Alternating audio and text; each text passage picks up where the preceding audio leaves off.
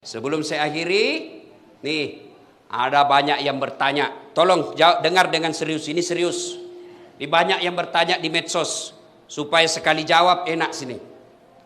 Ustadz, bagaimana pendapat Ustadz tentang penutupan masjid selama PPKM di Jakarta? Satu, saya pengikut fatwa Majelis Ulama, bukan pribadi.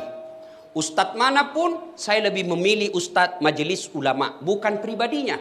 Namanya majelis, kumpulan orang-orang hebat di dalam Majelis Ulama.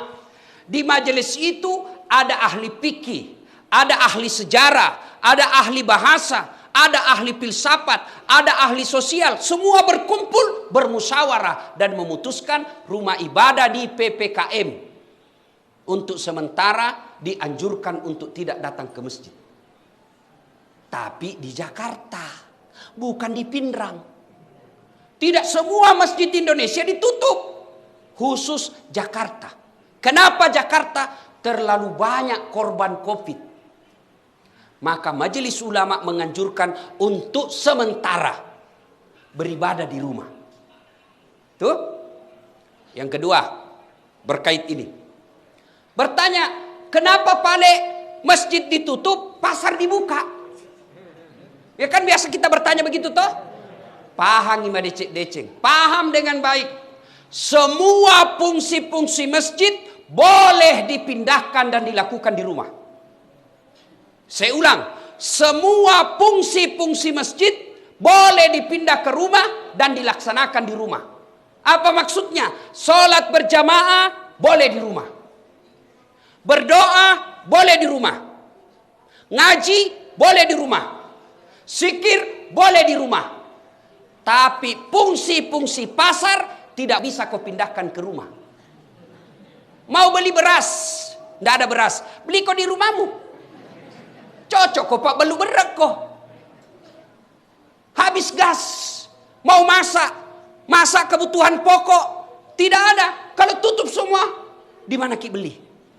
Dan tidak semua juga pasar dibuka, hanya pasar-pasar tertentu. Yang ketiga, Bapak Ibu Saudara-saudara sekalian, bijaksana dalam menerima pesan-pesan media sosial. Karena ada pesan media sosial yang sentimen memang di-share saja yang benci-benci.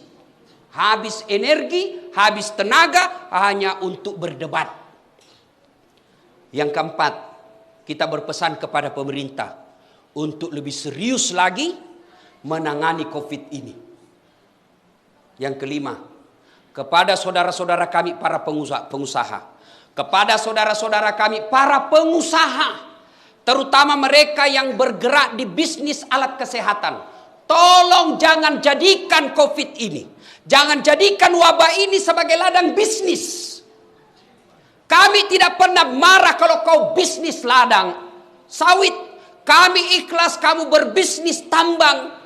Tapi tolong jangan jadikan COVID ini sebagai ladang bisnis di antara kalian. Kasihan masyarakat kita.